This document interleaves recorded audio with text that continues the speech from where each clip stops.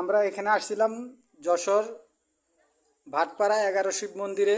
11 শিব মন্দিরে একজন পূজারী, উনি পূজা করে মাতাজি। তো ওনার কাছ থেকে আমরা জানতে চাচ্ছিলাম এই 11 শিব মন্দিরের কিছু কথা তথ্য ভক্তবিন্দুদের জন্য বলেন।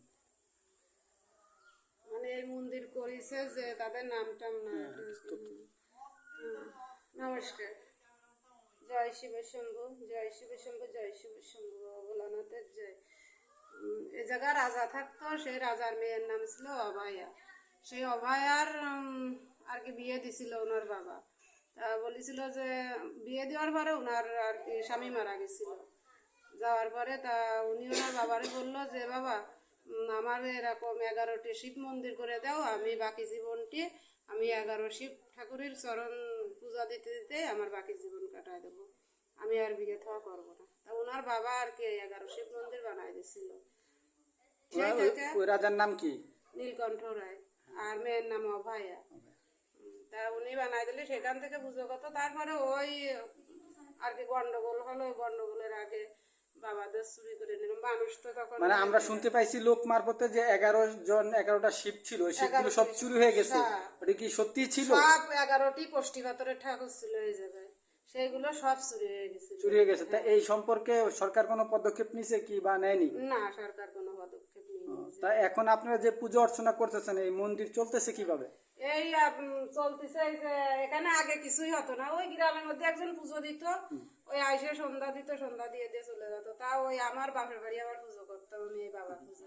তা তখন থেকে মনে হলো যে আমার ওই জায়গায় আমিও পুজো করবো। সেইভাবে আমি এখানে আসা যাওয়া করে আমি ওই সন্ধ্যাবাতি দিয়ে চলে যেতাম। তারপরে মনের মধ্যে কিভাবে জাগলো যে এই জায়গায় প্রত্যেক সোমবারে আমি অনুষ্ঠান করব। এখন এই প্রত্যেক সোমবারে এই জায়গায় আমি খিচুড়ি প্রসাদ রান্না করি, যুগলন্ন রান্না করে প্রত্যেক ভক্তবিন্দুকেও দিই এবং বাবাকেও দিই।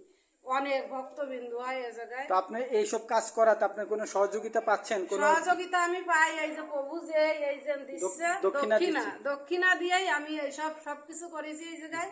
আর তা বাদেও আমি বাবার অনুষ্ঠান চালাই যাচ্ছি এই দিয়ে। তো ওনার কথা হচ্ছে ভক্তবিন্দু যা দক্ষিণা দেয় নিমিত্ত মাত্র ওই দিয়ে চলে।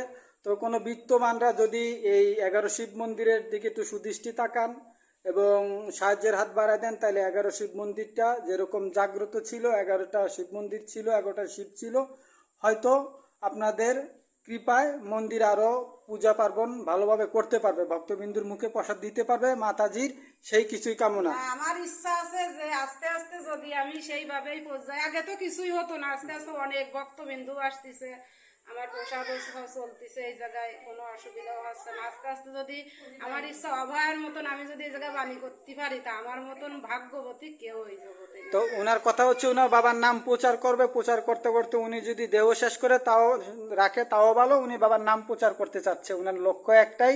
তো ভক্তবিন্দু, হ্যাঁ ওনার বলতে, কিন্তু এখানে অনেক ভক্তবিন্দু আসছে, এখানে প্রত্যেক দিনে এরকম ভক্তবিন্দু প্রচুর আসে দেখতে, দর্শন করতে আসে।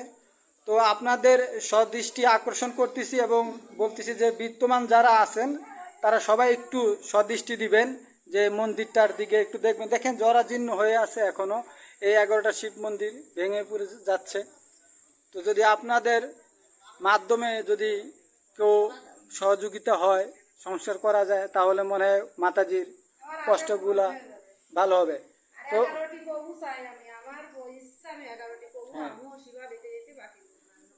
তো আপনার কথা সবাই শুনতে পারছে, আমি আপনাদের এটা আমরা দেখতেছি কি করা যায়। তো যারা শুনতে পারছেন আমাদের মাধ্যমে এবং আমার চ্যানেলের মাধ্যমে অবশ্যই এটা প্রচার করবেন, যেহেতু এই মন্দিরের সংস্কার হয় এবং মাতাজির কথা প্রতিফলিত হয়।